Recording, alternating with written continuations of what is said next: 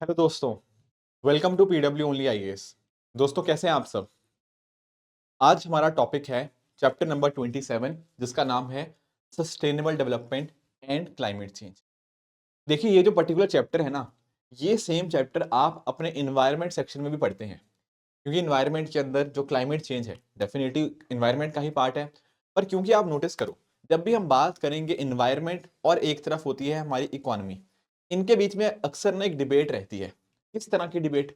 Debate कुछ ऐसी है कि कई बार ना हमें अपनी अर्थव्यवस्था यानी कि इकोनॉमी को आगे लाने के लिए इन्वायरमेंट को काफी बार हमें पल्यूट करना पड़ता है। कितना हद तक सही है, कितना हद तक गलत है, ये चीजों के बारे में हमें पता होना चाहिए। अब ये बात तो आप सभी जानते होंगे कि सर इकोनॉमी आगे लेके जाना इंपॉर्टेंट है, बट साथ ही साथ एक एनवायरनमेंट को भी हमें अच्छे ढंग के अंदर रखना चाहिए। जैसे फॉर एग्जांपल आप बात कर लीजिए दिल्ली की। दिल्ली की जब हम बात करते हैं ना, तो दिल्ली में आप जानते हो कि अच्छी खासी जॉब अपॉर्चुनिटीज हैं, पर कहीं ना कहीं सर एनवायरनमेंट में पोल्यूशन भी बहुत ज्यादा है। तो ये जो तरह की एक तरह से डेवलपमेंट हम बोल सकते हैं ना, ये दरअसल में सस्टेनेबल डेवलपमेंट नहीं है। तो हमें इसका अर्थ समझना होगा कि आखिर सस्टेनेबल डेवलपमेंट होती क्या है, क्लाइमेट चेंज के अंदर क्या क्या एफर्ट्स हो चुके हैं एंड कैसे उनका क्या इफेक्ट रहा है। क्योंकि ये इकोनॉमी का पार्ट है, तो हम यहाँ पर इसकी डिस्कशन थोड़ी ब्रीफ रखेंगे, क्योंकि दरअसल में ना ये टॉपिक आपका इन्वायरमेंट का है। इट्स जस्ट कि आपकी बुकलेट में दिया हुआ है थोड़ा लिंकेज के साथ इकोनॉमी, तो वो वाला पार्ट हम डेफिनेटली कवर करेंगे। बट इन्वायरमेंट के अंदर आप इसको बहुत डिटेल में पढ़ते हो, क्योंकि इन्वायरमेंट का one of the key components is climate change, right.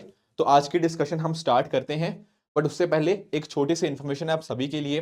दोस्तों आप में से जितने स्टूडेंट्स 2024 की तैयारी कर रहे हैं, उन कैंडिडेट्स के लिए हमारी टीम की तरफ से एक बहुत इंपॉर्टेंट इनिशिएटिव यहाँ पे स्टार्ट किया गया है, दैट इज आरपीपी यानी कि रिग्रेस प्रीलिम्स प्रोग्राम।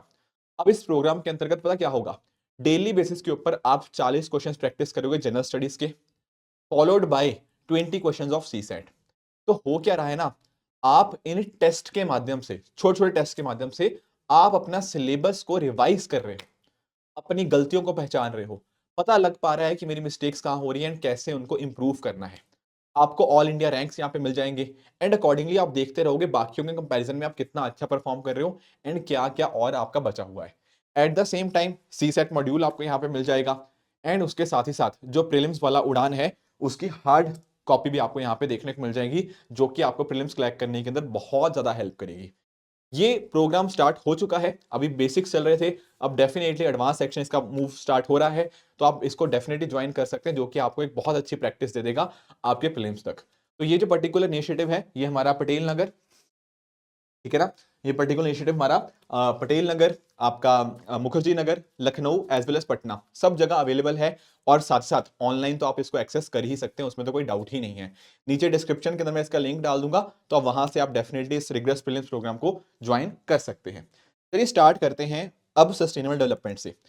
अब देखो, जब भी कई बार चैप्टर 2 चैप्टर 3 के अंदर भी मैंने आपको सस्टेनेबल डेवलपमेंट गोल्स के बारे में बताया भी था। जैसे for example no poverty, zero hunger, good health and wellbeing, quality education, gender equality, इस तरह से ना टोटल हमें यहाँ पे 17 गोल्स देखने को मिलते हैं। ये क्या है? 17 sustainable development goals. Basically point मेरा क्या है यहाँ पे, पॉइंट ये है कि हमारे कुछ टारगेट्स हैं। सर कैसे टारगेट्स? ऐसे टारगेट्स जो कि एज अ एंटायर वर्ल्ड हमें ये 2030 तक अचीव करने हैं, इन्हीं को बोला गया है सस्टेनेबल डेवलपमेंट गोल्स। अब आपके दिमाग में एक चीज आएगी, सर यहां पर आप बोल तो रहे हो, बट व्हाट इज सस्टेनेबल? ये शब्द हम सुनते बहुत है सर, सस्टेनेबल डेवलपमेंट, सस्टेनेबल ये वो, सस्टेनेबल सब कुछ, पर what is the meaning of sustainable? बहुत ही इजी मतलब है। जैसे for example, just take an example कि मान लो मैं बात करता हूं कुछ प्रोग्रेस की, मैं बात कर रहा हूं यार मैं बहुत सारे रिसोर्सेज का यूज करके अपने आप को मैं आगे प्रगति पे ले आऊंगा। बात आपकी ठीक है, पर ऐसा करने के चक्कर में ना, अपने आप को आगे बढ़ाने के चक्कर में आपने बहुत सारे इंपॉर्टेंट जो रिसोर्सेज थे ना, उनको यूटिलाइज कर लिया। क्या किया आपने? आपने बहुत सारे जो इंपॉर्टेंट रिसोर्सेज थे उनका यूटिलाइजेशन कर लिया, ठीक है। अब जब आपने इन रिसोर्सेज को अच्छे से यूटिलाइज किया, कहीं ना कहीं ये रिसोर्सेज अब आने वाली आपकी जो पीढ़ियां हैं, आने वाली आपकी जो फ्यूचर जनरेशन हैं, उन तक शायद ये अवेलेबल नहीं हो पाएंगे। तो ऐसी अगर आप डेवलपमेंट करते हो ना, जहां पर आपने खुद का विकास तो कर लिया, पर आपने आने वाली पीढ़ियां, आपके आने वाली जनरेशन का ध्यान नहीं रखा ना, उसको बोलते हैं क्या, कि वो चीज क्या है, अनसस्टेनेबल। क्या ये बात क्लियर हुआ? तो यानी कि ऐसी डेवलपमेंट जहां पर आप आज की जरूरतों का तो ध्यान रखते ही रखते हो, but at the same time आप आने वाली पीढ़ियों तक भी वो चीज एक्सेस करवाते हो, वो चीज का भी ध्यान रखते हो कि उनके पास रिसोर्सेज कम ना हो जाएं, उन तक भी ये रिसोर्सेज बचे रहें। ये चीज को बोलते हैं सस्टेनेबल डेवलपमेंट। तो आपने ध्यान रखा अपनी डेवलपमेंट का, आपने एनवायरमेंट का ध्यान रखा एंड इंश्योर किया कि आने वाली फ्यूचर जनरेशंस को इसका नेगेटिव इंपैक्ट ना आए। That is what is known as sustainable development. आज के समय इसकी इतनी ज्यादा बात क्यों हो रही है सर? देखो बात इसीलिए हो रही है क्योंकि आप एक बात नोटिस करो, डेवलप्ड कंट्रीज जैसे यूएसए, यूके, आपका जब इंडस्ट्रियल रेवोल्यूशन था ना, तो इन देशों ने बहुत ज्यादा तेजी के ऊपर, बहुत ज्यादा एक बड़े लेवल के ऊपर प्रोडक्शन करी। उस प्रोडक्शन की वजह से ये लोग डेवलप तो हो गए, पर इन्होंने एनवायरमेंट का बिल्कुल ध्यान नहीं रखा। उस वजह से क्या हुआ, इतना ज्यादा पोल्यूशन हमें देखने को मिलता है, राइट? तो आज के समय के ऊपर अगर हम चाहते हैं ना कि हम एक दुनिया को, अपनी एक अर्थव्यवस्था को एक बेहतर रूप की तरफ लेके जाएं, वहां पर सस्टेनेबल डेवलपमेंट का रोल बहुत इंपॉर्टेंट है। तो इकोनॉमी जरूरी है, पर आपका एनवायरनमेंट भी जरूरी है, ताकि आने वाली पीढ़ियों को भी इसके बेनिफिट्स यहां पे मिल पाए। क्या ये बात आप सबको क्लियर हुई? ठीक है। उसी चीज के लिए हमारे ये कुछ गोल्स जो मैंने आपको बता रहा था, आपके 17 सस्टेनेबल डेवलपमेंट गोल्स हमें देखने को मिलते हैं, जो कि हमें कब तक अचीव करने हैं? हमें अचीव करने हैं सर 2030 तक। ठीक है। तो दरअसल में ना आपकी बुक के अंदर अगर मैं बात करूं, आप यहां पे नोटिस कर पाओगे, आपकी बुक के अंदर ये बात करी गई है कि हमें सोशल गोल्स, हमारे जो एनवायरमेंट गोल्स होते हैं, एंड उसी के साथ हमारे जो इकोनॉमिक गोल्स होते हैं, अगर कहीं ना कहीं हम इन सभी चीजों को पूरा कर पाएंगे, तभी हम इंश्योर कर पाएंगे कि हमारी डेवलपमेंट सस्टेनेबल है। आप लोगों ने ना ग्रीन इकोनॉमी का भी नाम सुना होगा। किसका नाम सर? Green economy. इकोनॉमी तो हमें पता है सर, ये ग्रीन इकोनॉमी क्या हो गया? दोस्तों जब भी किसी वर्ड के आगे आप ग्रीन लगा देते हो ना कहीं उसका मतलब क्या हो जाता है? उसका मतलब हमारी इन्वायरमेंट के साथ लिंकेज हो जाता है। तो बेसिकली ऐसी इकोनॉमी जहां पर आप जो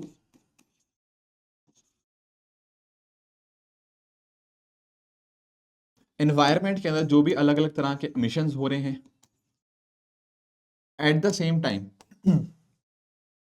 आपकी जो इकोलॉजिकल स्कारसिटीज हैं, इनको आप ध्यान में रखते हुए जब आप अपनी इकोनॉमी को आगे बढ़ाते हो, ठीक है, सस्टेनेबल डेवलपमेंट की तरफ, एनवायरनमेंट के जो अलग अलग रिस्क है उनको खत्म करते हुए इन सभी चीजों का ध्यान रखते हो, सोशल एंगल का भी, एनवायरनमेंट का भी और आपकी इकोनॉमी का भी, तो यहां पर हम उसको बोल सकते हैं कि दैट इज व्हाट, यहां पर हम अचीव कर पाए हैं आपकी जो सस्टेनेबल डेवलपमेंट को। ठीक है सर, ये बात तो समझ आई। अब ना थोड़ा सा इसकी हिस्ट्री में चलते हैं। हिस्ट्री में देखो जाना, आपको बहुत पीछे नहीं जाना, पर आप एक चीज इमेजिन करो, इंडस्ट्रियल रेवोल्यूशन तो बहुत टाइम पहले शुरू हो गया, ठीक है, 1750 के आसपास हमें अलग अलग पार्ट्स में देखने को मिलता है, बाद में धीरे धीरे और जगह भी आया, पर कहीं ना कहीं स्टार्टिंग 1700s के अंदर हो गई थी। फिर ना 1960s के बाद ये फिनोमेना स्टार्ट हुआ कि हमने एनवायरनमेंट के बारे में सोचा। पहले तो हम सोचते ही नहीं थे कि एनवायरनमेंट का भी हमें ध्यान रखना है। तो दरअसल में ना 1968 के अंदर एक क्लब बनता है, इसका नाम है क्या?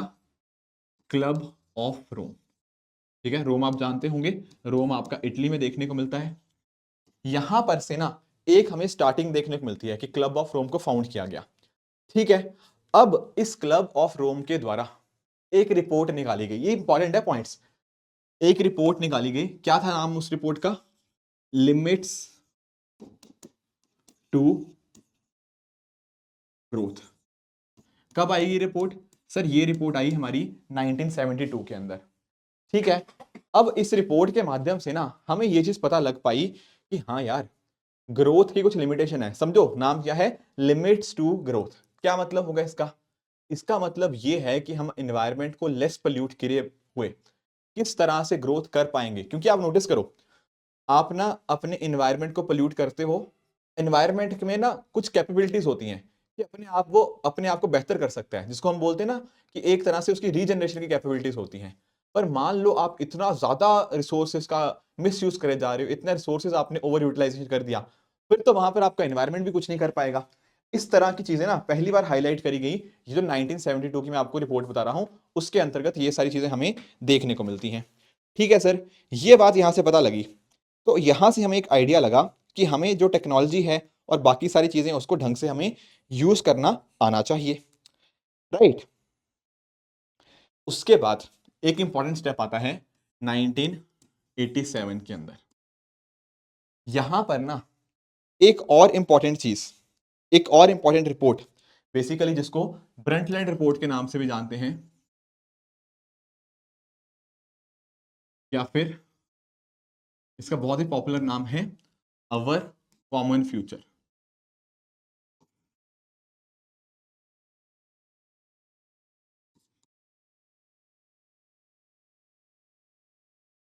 क्या मतलब अवर कॉमन फ्यूचर का? देखो, इन्वायरमेंट पोल्यूशन एक ऐसी चीज है जिसका इंपैक्ट ना पूरी दुनिया देखने को मिलता है। ऐसा नहीं कह सकते कि यार मैं यहाँ पे रहता हूँ तो मुझे इन्वायरमेंट पोल्यूशन का इंपैक्ट नहीं आएगा, नहीं, ऐसा बिल्कुल भी नहीं है। इन्वायरमेंट पोल्यूशन हर किसी को कहीं ना कहीं इंपैक्ट करता है, बस फर्क ये है कि किसी को कम इंपैक्ट करता है, किसी को ज्यादा इंपैक्ट करता है। और यहीं पर ना जो आपका ब्रंटलैंड कमीशन था, इसके द्वारा ही यहां पर सस्टेनेबल डेवलपमेंट के बारे में बात करी गई। जो अभी मैंने आपको डेफिनेशन बताई ना कि किस तरह से ऐसी डेवलपमेंट करें जहां पर आप अपनी डेवलपमेंट तो करो ही, but at the same time you are taking care of the needs of future generation.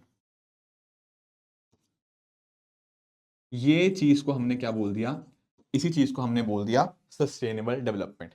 तो यहीं से हमें देखने को मिलता है किस तरह से हमें सस्टेनेबल डेवलपमेंट का जो कॉन्सेप्ट है फिर आ जाता है। ये बात चलो ठीक है, ये बात तो हमें पता लग गया। फिर देखो ये कुछ इंपॉर्टेंट इनिशिएटिव है कि कैसे कैसे ना इवॉल्व हुआ, ये थोड़ी हिस्ट्री हमें पता होनी चाहिए। हालांकि इन्वायरमेंट पढ़ोगे आप, पर उसके बाद 1992 में एक बहुत ही फेमस चीज होती है जिसका नाम क्या है, जिसका नाम है आपका अर्थ समिट, राइट। ये अर्थ समिट आपको कहां देखने को मिला बताओ? आपका रियो डी जेनेरियो, ब्राजील के अंदर। आप लोगों ने पढ़ा होगा इसके बारे में, बहुत ही फेमस ये समिट था जो कहां पर है, ब्राजील के अंदर। यहां पर ये समिट हुआ, उस टाइम डिस्कशन हुआ बहुत सारी चीजों के ऊपर कि कैसे आने वाले समय के अंदर हम लेकर आ सकते हैं। और इसी के बाद से ना हमारा जो UNF triple C,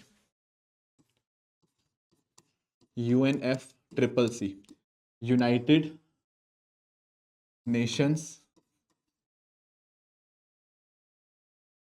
framework convention on climate change,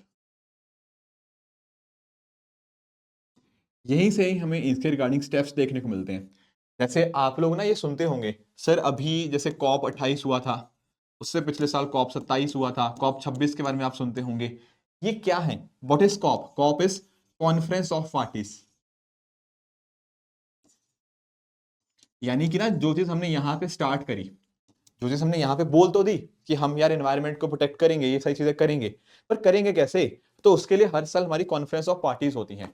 यहाँ पर क्या होता है, जैसे हमारे प्रधानमंत्री जी यहाँ पे जाते हैं कई बार, या फिर हमारे एनवायरमेंट मिनिस्टर या बाकी और मिनिस्टर्स जाते हैं, वो यहाँ पर बैठ के डिस्कस करते हैं क्या क्या हमें स्टेप्स लेने हैं। क्योंकि देखो, बोलने को तो मैं भी बोल दूं कि हम ये चीज कर लेंगे, पर अगर हम उस चीज के रिगार्डिंग कैसे उसको इंप्लीमेंट करेंगे, क्या हमारे टारगेट्स होंगे, एज अ कंट्री इंडिया क्या करेगी, एज अ कंट्री यूके क्या करेगा, एज अ कंट्री कोई XYZ देश क्या करेगा, ये सारी चीजें हमें यहाँ पे 1992 ऑनवर्ड्स, जब से आपका रियो डी जेनेरियो समिट हुआ एंड उसके बाद आपका यूएनएफ ट्रिपल सी आया, और साथ ही साथ यूएनएफ ट्रिपल सी चलो इंपॉर्टेंट है, उसके अलावा आपका CBD convention on biological diversity हो गया, या फिर आपका कन्वेंशन टू कॉम्बैट डिजर्टिफिकेशन हो गया। ये सब भी जो स्टेप्स आए ना कहीं हाईलाइट किया कि किस तरह से हमारी इकोलॉजी और हमारे इन्वायरमेंट का हमारी जिंदगी के अंदर बहुत ज्यादा इंपॉर्टेंट रोल है, एंड इसी वजह से हमें ये चीजें देखने को मिलती हैं। ठीक है, तो ये बातें तो हुई। फिर इसके अलावा अगर मैं बात करूं ना सस्टेनेबल डेवलपमेंट की, और भी बात होती है। जैसे आपका एजेंडा 21 की बात करें, इसका यही था कि 21st सेंचुरी के अंदर हम कैसे स्टेप्स ले सकते हैं जो 21st सेंचुरी के अंदर हमें सस्टेनेबल डेवलपमेंट हो। एट द सेम टाइम आजकल तो हमें सस्टेनेबल डेवलपमेंट गोल्स हमारे सामने हैं, पर ऐसा नहीं था कि इसके पहले कोई चीज एग्जिस्ट नहीं करती थी। एक्चुअल में ना पहले हमारे पास before SDG we had what, we had MDG, यानी कि मिलेनियम डेवलपमेंट गोल्स। एक्चुअल में क्या हुआ, वर्ष 2000 के अंदर ये बात करी गई कि हम आने वाले 15 साल यानी कि 2015 में दुनिया को कहां पर देखते हैं, दुनिया के अंदर हमें क्या क्या चीजें अचीव करनी है। तो वो जो टाइम पीरियड था ना, स्टार्टिंग फ्रॉम 2000 कि हम 2015 तक कहां अपने आप को देखते हैं, वहां स्टार्ट हुए थे मिलेनियम डेवलपमेंट गोल्स। आपके यूएस के अंदर जो न्यूयॉर्क सिटी है ना, वहां पर इनको डिस्कस किया गया था एंड अकॉर्डिंगली हम एमडीजीज के ऊपर आए थे, मिलेनियम डेवलपमेंट गोल्स के ऊपर। फिर देखो आज के टाइम तो इतने इंपॉर्टेंट नहीं है क्योंकि अब तो 2015 कब का गुजर गया है। तो इसके बाद हमारी स्टार्ट होती है, जो मैं आपको बता रहा था स्टार्टिंग ऑफ द लेक्चर के अंदर, एसडीजीज यानी कि सस्टेनेबल डेवलपमेंट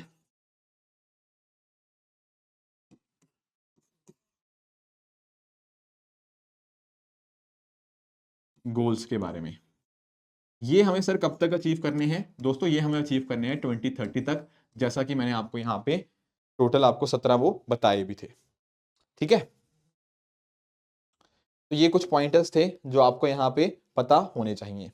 इवन देखो, जो मैं बात कर रहा था रियो डी जनेरियो समिट की, उसके बाद भी बहुत सारे समिट हुए हैं। रियो +10 हुआ, रियो +20 हुआ, मतलब 10-10 साल बाद जैसे मिलते हैं ना, तो ये सारी चीजें देखने को मिली। तो रियो +20 में भी कुछ बात करी गई, ठीक है ना। एट द सेम टाइम एक हमारे पास ना और भी कॉन्सेप्ट ना इवॉल्व होता रहा कि इकोनॉमी को ना थोड़ा और एक्सपेंड करो।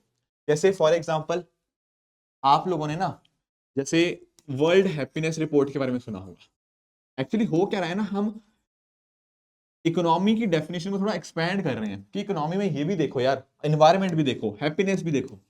तो दरअसल में आप जानते होंगे कि हर साल 20 मार्च को वर्ल्ड हैप्पीनेस डे सेलिब्रेट किया जाता है। आप लोगों को पता होगा इसके बारे में कि 20 मार्च हर साल वर्ल्ड हैप्पीनेस डे के रूप में सेलिब्रेट किया जाता है। उस दिन के ऊपर ये पर्टिकुलर रिपोर्ट आती है। और कौन रिलीज करता है इसको, इसको रिलीज किया जाता है by united nation sustainable development solutions network,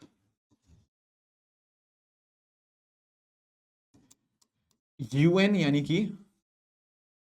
इसको यूएनएसडीएसएन भी बोलते हैं। इसके द्वारा हर साल 20 मार्च को वर्ल्ड हैप्पीनेस रिपोर्ट निकाली जाती है। उस हैप्पीनेस रिपोर्ट के माध्यम से ना हम यहाँ पर ये चेक कर पाते हैं कि कौन सी देश के अंदर कितनी हैप्पीनेस है। जैसे फॉर एग्जांपल बहुत सारे इसके अंदर अलग अलग पैरामीटर्स हैं। जैसे फॉर एग्जांपल वहाँ के लोगों की हेल्थ कैसी है, वो कितना अपने आप को अकेला फील करते हैं या फिर उनके पास कोई होता है। तो ऐसे बहुत सारे पैरामीटर्स हमें यहाँ पे देखने को मिलते हैं जिसकी मदद से हम पता कर पाते हैं किसी देश के लोग कितने यहाँ पे हैप्पी है। बेसिकली एक सर्वे बेस्ड होता है। हालांकि इंडिया का रैंक यहाँ पे बहुत पीछे आता है, ठीक है ना, क्योंकि सर्वेस के ऊपर होता है तो सर्वेस के ऊपर उतने अच्छे होते भी नहीं है। बट पॉइंट बेसिकली ये था कि यहाँ पर क्या हो रहा है, इकोनॉमी के अंदर अब जैसे इन्वायरमेंट देख रहे थे, हैप्पीनेस और बाकी चीजें भी यहाँ पे हम कहीं ना कहीं एक्सप्लोर करते रहते हैं। तो सस्टेनेबल डेवलपमेंट गोल्स के अंदर ना काफी ब्रॉडर चीजें हम यहाँ पे देख रहे हैं सस्टेनेबिलिटी की। इवन जैसे सस्टेनेबल डेवलपमेंट गोल एक तो वर्ल्ड लेवल के ऊपर हो गया, उसी तरह से हम पता क्या चाहते हैं, हम चाहते हैं कि हमारे देश के अंदर भी हम चेक करते रहें कि हम कितना बढ़िया कर रहे हैं on the sustainable development goals. यानी कि जैसे मैंने आपको बताया था ना, no poverty, zero hunger, good health and wellbeing, quality education, gender equality, ऐसे करके जो भी आपके सस्टेनेबल डेवलपमेंट गोल्स हैं अलग अलग, उनके ऊपर हमारी अलग अलग जो स्टेट्स हैं वो कैसा परफॉर्म कर रही हैं, ये भी तो चेक करना जरूरी है। आपने बोल तो दिया कि इंडिया इनके ऊपर काम करेगा, पर हो सकता है ना कि जैसे केरला अच्छा काम कर रहा हो पर शायद झारखंड उतना अच्छा काम ना कर रहा हो। तो हमें इनके ऊपर भी एक एनालिसिस करना पड़ेगा कि कौन सी स्टेट कितना काम कर रही है। उसके लिए हमारे पास क्या है, हमारे पास आप जानते हो सर, हमारे पास नीति आयोग है। ठीक है, नीति आयोग बहुत सारे काम करता है, मैंने आपको पहले भी पढ़ाया था। प्लानिंग कमीशन वाला टॉपिक जब हमने पढ़ा था, वहां नीति आयोग के बारे में हमने डिटेल में डिस्कशन भी करी थी। इसी नीति आयोग के द्वारा एक इंडेक्स आता है जिसको बोलते हैं हम एसडीजी इंडिया इंडेक्स। अब इस इंडेक्स के माध्यम से हमें पता लगता है कि जो हम अलग अलग गोल्स की बात कर रहे हैं ना, उन गोल्स के अंदर हम कितना यहाँ पर कंट्रीब्यूट कर पा रहे हैं, कौन सी स्टेट कहाँ पर पहुंची है, किस स्टेट को और कितना काम करना बचा हुआ है। तो ये सारे पॉइंटर्स इसके द्वारा यहाँ पे बताए जाते हैं। ठीक है, तो ये भी चीजें हमें पता होनी चाहिए। देखो चैप्टर मेजरली ना इसी बारे में बात करता है। स्पेशली आपके चैप्टर का अगर आप बुक में देखोगे ना तो आप रियलाइज करोगे कि जो बुक में हमारे जो कंटेंट दिया हुआ है उस हिसाब से क्या है, उस हिसाब से बहुत सारे मुद्दे थोड़े पुराने दे रखे हैं कि 2020-21 में सरकार ने क्या किया, 21-22 में क्या किया। वो सारे करंट अफेयर्स वाले मुद्दे हैं जो हमारी सरकार अभी कर रही है।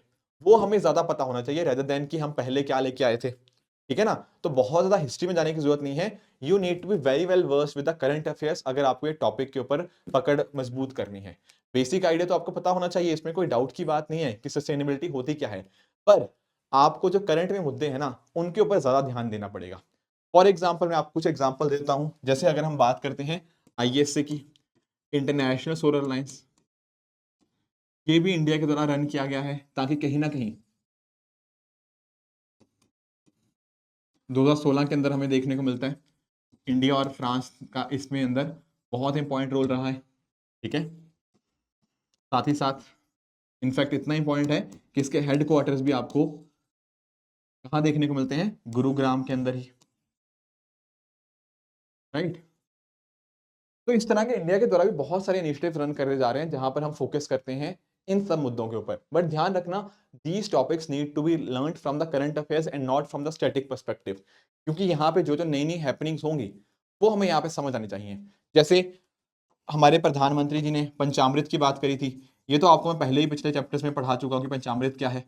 जहां पर प्रधानमंत्री जी ने वादे किए थे कैसे हम 2070 तक नेट जीरो बन जाएंगे। ठीक है ना? 2030 तक हमारे टारगेट्स हैं रिन्यूएबल एनर्जी के रिगार्डिंग।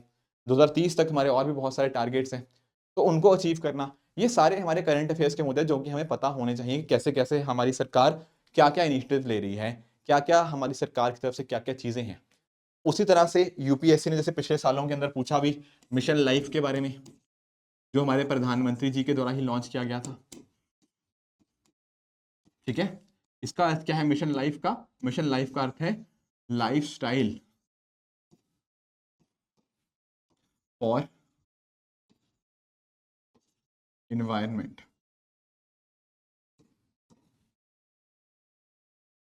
इसका क्या मतलब लाइफस्टाइल फॉर एनवायरनमेंट का? देखो जब हम बात करते हैं ना इन्वायरमेंट प्रोटेक्ट करने की, हम अक्सर ये तो बोल देते हैं कि यार सरकार ये करे, सरकार वो करे, सरकार ऐसा करे, सरकार वैसा करे। पर आप खुद बताओ, जब तक आम लोग इसमें साथ में नहीं जुड़ेंगे, डू यू रियली थिंक कि इसमें जो भी हमारे आउटपुट हम चाहते हैं, जो भी रिजल्ट्स हम चाहते हैं, क्या हम कभी उन रिजल्ट्स को अचीव कर पाएंगे? The answer is no. हमें रिजल्ट्स अचीव करने के लिए ये करना पड़ेगा कि हर इंसान अपनी जिंदगी के अंदर कुछ छोटे छोटे बदलाव करे। तो mission life your lifestyle for environment है ना, इसी चीज को सिग्निफाई करता है कि मैं, आप, हम सब अपनी जिंदगी के अंदर कुछ बदलाव लेकर आए ताकि एनवायरनमेंट प्रोटेक्ट हो पाए। फॉर एग्जाम्पल जैसे हम कई बार बात करते हैं कि मुझे मान लो ऑफिस से घर जाना है, तो एक तरीका हो सकता है कि मैं एक अपनी पर्सनल गाड़ी में जाऊं, या एक तरीका हो सकता है कि कुछ दिन में अपने जो बस हो गया, मेट्रो हो गया, या जो भी इस तरह की चीजें उसमें जाऊं। हमारे छोटे छोटे बदलाव ना, जैसे हम बात करते हैं बिजली बचाने की, ठीक है, अगर मैं घर पे नहीं हूं तो बिजली ना यूज करूं, या फिर दिन के अंदर मैं काम करूं तो कहीं ना कहीं लाइट अगर ऑफ हो तो भी वो चीज़ हो सकती है। तो इस तरह की कुछ सेविंग्स हम कर सकते हैं। बहुत सारे तरीके हो सकते हैं, हम साइकिलिंग वगैरह ज़्यादा प्रमोट कर सकते हैं। तो ऐसे छोटे छोटे बदलाव जो अपनी ज़िंदगी के अंदर हम डेली बेसिस पे कर सकते हैं ताकि एक लोगों का भी कॉन्ट्रीब्यूशन बने, सिर्फ सरकारों की जिम्मेदारी ना रहे, उसके लिए हमने यहाँ पे मिशन लाइफ भी हमारे प्रधानमंत्री जी ने बात करी थी। तो इस तरह से कुछ छोटे छोटे स्टेप्स हैं जो डेफिनेटली काफ़ी बड़ा रिजल्ट भी लेकर आ सकते हैं, तो इनके बारे में भी हमें यहाँ पर पता होना चाहिए। ठीक है, इसके अलावा आपके चैप्टर के अंदर ना एक एनवायरनमेंट का कॉन्सेप्ट यूज हुआ है, दैट इज सीबीडीआर। ठीक है, देखो ये चैप्टर ना वैसे सही बताऊं तो इकोनॉमी का चैप्टर है नहीं, ये चैप्टर प्योरली आपका एनवायरनमेंट का ही है। बट ठीक है, let's not discuss on that aspect, थोड़ा पढ़ ही लेते हैं, कोई इशू नहीं है। ये आपका सीबीडीआर क्या होता है? कॉमन बट डिफरेंशिएटेड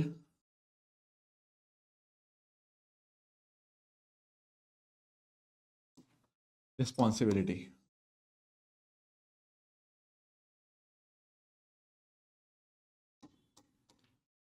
सर इसका क्या अर्थ सीबीडीआर का? देखो समझो इस बात को, कुछ होते हैं देश जो कि होते हैं विकसित देश, डेवलप्ड कंट्रीज जिनको हम बोलते हैं। कुछ होते हैं हमारे डेवलपिंग कंट्रीज और लीस्ट डेवलप्ड कंट्रीज। बिल्कुल ठीक बात है, यस। तो एक तरफ हो गए डेवलप्ड, एक तरफ हो गए डेवलपिंग या लीस्ट डेवलप्ड कंट्रीज। अब मुझे समझाओ दोनों में फर्क क्या है। जब देखो इंडस्ट्रियल रेवोल्यूशन हुआ, इंडस्ट्रियल रेवोल्यूशन की वजह से इन्वायरमेंट हमारा पोल्यूट हुआ, बिल्कुल सही बात है। कौन रिस्पॉन्सिबल था उसके पीछे? क्या डेवलप्ड कंट्रीज रिस्पॉन्सिबल थी या डेवलपिंग कंट्रीज या लेस डेवलप्ड कंट्रीज? आप बोलोगे सर इसका फायदा तो डेवलप्ड कंट्रीज नहीं उठाया, क्योंकि उन्होंने एनवायरनमेंट को इतना पोल्यूट किया, इतना पोल्यूट किया, उनकी इकोनॉमी तो आगे चली गई। अब आज के समय के ऊपर पता क्या है, आज के समय के ऊपर ये लोग तो हो गए डेवलप्ड, पर यहां पर इंडिया जैसे के देश, अफ्रीका के बहुत सारे देश, वो क्या है, वो डेवलपिंग है या लीस्ट डेवलप्ड है? बिल्कुल ठीक बात है। अब देखो एक्चुअल में पता क्या है, एनवायरनमेंट को प्रोटेक्ट करना हम सबकी जिम्मेदारी है, चाहे मैं डेवलप्ड हूं, डेवलपिंग हूं, लीस्ट डेवलप्ड हूं, सबकी जिम्मेदारी है। पर क्या आप इस बात से अग्री करते हो कि क्योंकि एनवायरनमेंट को पोल्यूट करने के अंदर मेजर रोल किसका था, डेवलप्ड देशों का, तो हमें कहीं ना कहीं इनकी ज्यादा जिम्मेदारी बनती है एनवायरनमेंट को अब प्रोटेक्ट करने की। क्या आप इस बात से सहमत हो? क्योंकि एनवायरनमेंट को पोल्यूट किसने किया है? सर इन्होंने तो किया है, तो कहीं ना कहीं इनकी ज्यादा जिम्मेदारी बनती है। तो मैंने जो बात लिखी है ना सीबीडीआर, कॉमन, कॉमन मतलब सबकी जिम्मेदारी है, बट डिफरेंशिएटेड रिस्पॉन्सिबिलिटी। डिफरेंशिएटेड का मतलब कि यहां पर सबकी अलग अलग तरह की जिम्मेदारी बनती है, किसी की जिम्मेदारी कम है, किसी की जिम्मेदारी ज्यादा है। तो ये कॉन्सेप्ट रिगार्डिंग सीबीडीआर हमें पता होना चाहिए कि आखिर ये सीबीडीआर की बात क्या होती है। ठीक है, तो डेवलप्ड और डेवलपिंग के फर्क हमें यहां पे पता होना चाहिए। चलिए दोस्तों अगला टॉपिक पढ़ते हैं, that is intergenerational versus intra generational. अब आप सोच रहे होंगे सर ये क्या मतलब है इंटर जनरेशनल और ये आपका जो इंट्रा जनरेशनल है, इसमें क्या अंतर है? देखो जब मैं बात करता हूँ ना इंटर, देखो आप लोगों ने ये टर्म सुना होगा इंटर के बारे में, इंटर होता है बिटवीन, ठीक है। और जब मैं बात करता हूं इंट्रा की, इसका मतलब होता है विद इन। मैं आपको समझाता हूं, मान लो मैं आपको बोलता हूं कि ना आप कंपैरिजन करो, जस्ट टेक एन एग्जांपल। मान लो यहां पर एक बंदा ये है और एक पर्सन ये है, इसने एक दूसरे के साथ जब कंपैरिजन होता है ना तो उसको बोलते हैं इंटर। इंट्रा होता है अपने आप में, समझे इस बात को। तो जब मैं बात करता हूं इंटर जनरेशनल इक्विटी की, ठीक है, इक्विटी लिख लो साथ में वर्ड।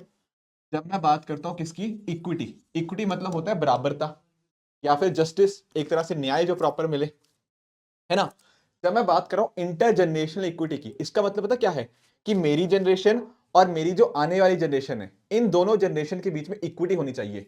यानी कि मैं अगर कुछ रिसोर्सेज को यूज कर रहा हूं, इसका फायदा आने वाली जनरेशन को भी मिले, उसका नुकसान ना मिले, दैट इज इंटर जनरेशनल। ठीक है, तो इंट्रा का मतलब क्या हुआ, इंट्रा का मतलब हुआ इसी जनरेशन के अंदर, यानी कि मान लो मैं हूं और मेरे साथ में जो लोग हैं उन सबको बेनिफिट मिले। ऐसा ना हो कि आज के समय जैसे अब हम 2024 में खड़े हैं, 2024 के बेनिफिट सिर्फ ऐसा ना हो कि अमीरों को ही मिले, जो गरीब लोग हैं उनको भी कुछ ना कुछ बेनिफिट्स मिले। तो इस तरह से अगर आप एक ही जनरेशन के बीच में बेनिफिट्स को इक्वली डिवाइड करते हो, उसको बोलते हैं intra generational equity. On the other hand जब इस जनरेशन और आने वाले जनरेशन के बीच में बेनिफिट शेयर होते हैं, उसको बोलते हैं इंटर जनरेशनल इक्विटी। तो ये वाला पॉइंट ना आपको यहां पे पता होना चाहिए कि बेसिकली यहां पर हम ध्यान रखने किसका, यहां पर हम ध्यान रख रहे हैं हमारी जो फ्यूचर जनरेशन है, हम उनका ध्यान रख रहे हैं कि बेनिफिट्स जो हो वो आप फ्यूचर जनरेशन को भी शेयर करो। यहां पर इंट्रा जनरेशनल का मतलब कि बिटवीन, सॉरी विद इन, इसी जनरेशन के बीच में जो भी है ना, कि जैसे कि पीपल ऑफ सेम जनरेशन,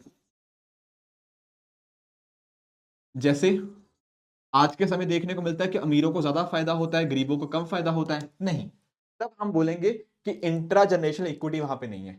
तो हमें ना कहीं दोनों चीजें इंश्योर करनी है कि आज के जो बेनिफिट्स हैं वो फ्यूचर में भी आए, जो सस्टेनेबल डेवलपमेंट का कॉन्सेप्ट भी है, एट द सेम टाइम हम लोग जो बेनिफिट्स हैं आपस में भी शेयर कर पाए। इसी को बोलते हैं क्या, inter generational and intra generational equity. I hope ये कॉन्सेप्ट भी आप समझ गए होंगे। साथ ही साथ आपकी अगर मैं बुक की बात करूं ना, तो कुछ एक दो कॉन्सेप्ट छोटे छोटे और हैं, उनको मैं बता देता हूं।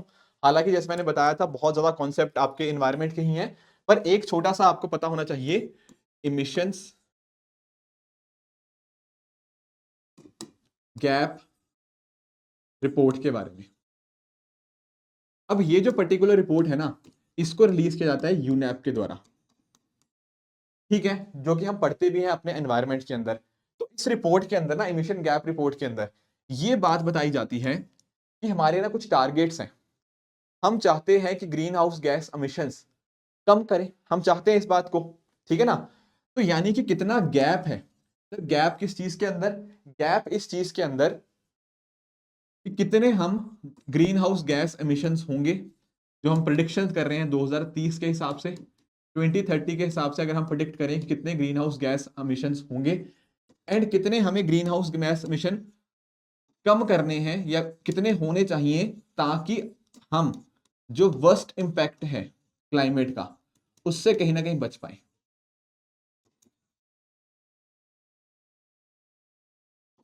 क्या ये बात आपको समझ आई कि worst impact of climate change को हमें अगर रोकना है उसके लिए हमें कितने ग्रीन हाउस गैस एमिशन होंगे और एक्चुअल में हम कितने कर रहे हैं, उसकी प्रेडिक्शन कितनी होगी 2030 तक, उनके बीच में जो गैप है, हमारा कितना गैप वो बचा हुआ है उसको फिल करना, दैट इज नोन एज आपका एमिशन गैप रिपोर्ट, यूनैप के अंतर्गत आता है।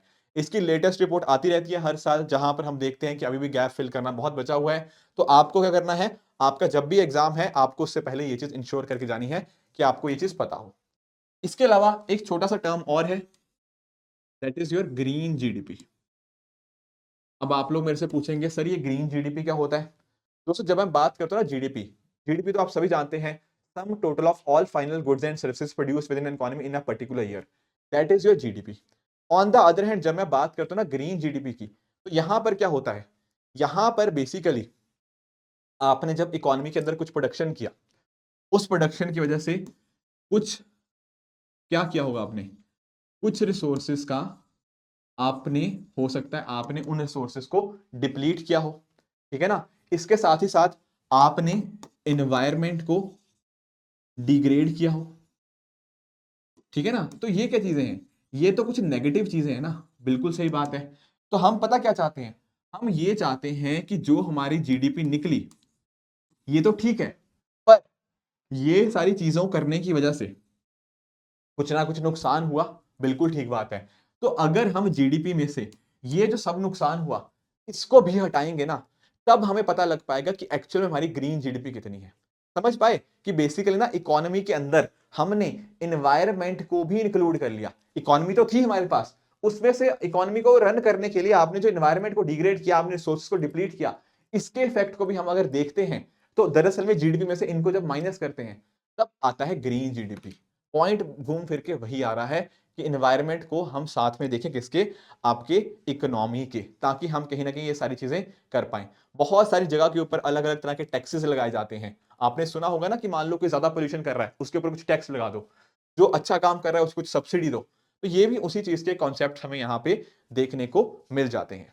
एक छोटा सा आखिरी कॉन्सेप्ट है, that is gross environmental product,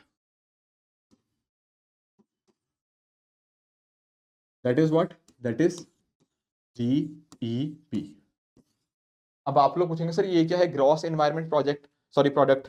यहां पर बात क्या होती है ना, यहां पर हम बात करते हैं कि हमारा जो ह्यूमंस है, ठीक है, हमारे जो ह्यूमंस है यानी कि हमारा जो एंथ्रोपोलॉजिकल है, एक सेकेंड,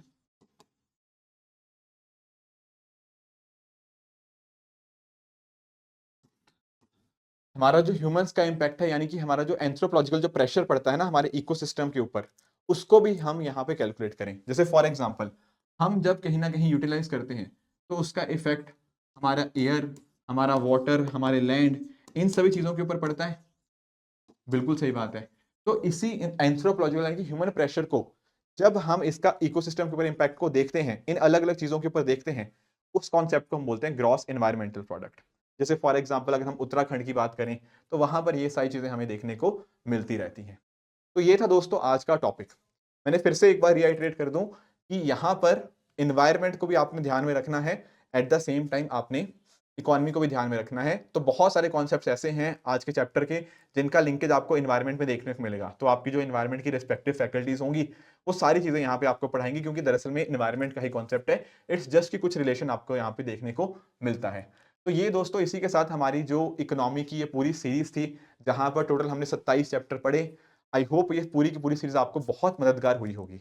मैंने बार-बार आपको रिआइटरेट भी किया है कि आपको रिवीजन के ऊपर खास ध्यान रखना है ताकि आप कहीं न कहीं कोई कॉन्सेप्ट भूलो मत। देखो हमने स्टार्ट काफ़ी टाइम पहले किया था, तो बहुत सारे चैप्टर्स मनी बैंकिंग होते-होते बहुत कुछ लंबे चैप्टर्स भी थे, कुछ छोटे चैप्टर्स भी थे। बट कहीं न कहीं ये सारे चैप्टर्स आप सभी के साथ बातचीत कर आप सभी के कमेंट्स के माध्यम से आपके साथ इंटरैक्ट करके मुझे पर्सनली बहुत खुशी हुई है कि पूरी हम इकोनॉमी यहाँ पे कंप्लीट कर पाए हैं। अब आपको क्या करना है, पहली बात तो आपके जो नोट्स हैं, वो आपके डिस्क्रिप्शन में आपको मिल ही जाएँगे, तो वहाँ से आप इनको डाउनलोड करके सारे आप रिवाइज़ करना। एट द सेम टाइम हमारे पोर्टल के ऊपर भी जा सकते हो आप, वहाँ पे बहुत सारे आपको टेस्ट मिलेंगे हमारी ऐप के ऊपर, तो उनको आप डेफ़िनिटली अटेंड कीजिएगा। आप हमारी जो बुकलेट्स हैं, उनको पढ़ सकते हैं, पर इम्पोर्टेंट चीज़ पता क्या है? हमने पढ़ तो लिया, आपको करंट अफ़ेयर्स बिल्कुल नहीं भूलने। मैं यूट्यूब के माध्यम से भी बहुत सारी जगह आपके साथ करंट अफ़ेयर्स डिस्कस करता ही हूँ, ठीक है ना? आने वाले टाइम के अंदर भी मैं कुछ इम्पोर्टेंट कोई ना कोई आपके लिए सीरीज़ ले आऊँगा, जहाँ पर थोड़ी और भी आपके लिए प्रैक्टिस होती रहे। बट आपको ये सारी चीज़ें इंश्योर करनी है कि प्रैक्टिस अच्छी होनी चाहिए, रिवीज़न पे ध्यान देना, कॉन्सेप्ट्स हमने पढ़े हैं, इनके एप्लीकेशन आप देखते रहना करंट अफ़ेयर्स के हिसाब से। तो दोस्तों ये थी आज की डिस्कशन। आई होप आपको ये पूरी की पूरी सीरीज़ बहुत अच्छे से समझ आई होगी। इसी तरह से आप भी अपने एंड पे हार्ड वर्क करते रहिए। Thank you so much for joining. Good bye and good luck.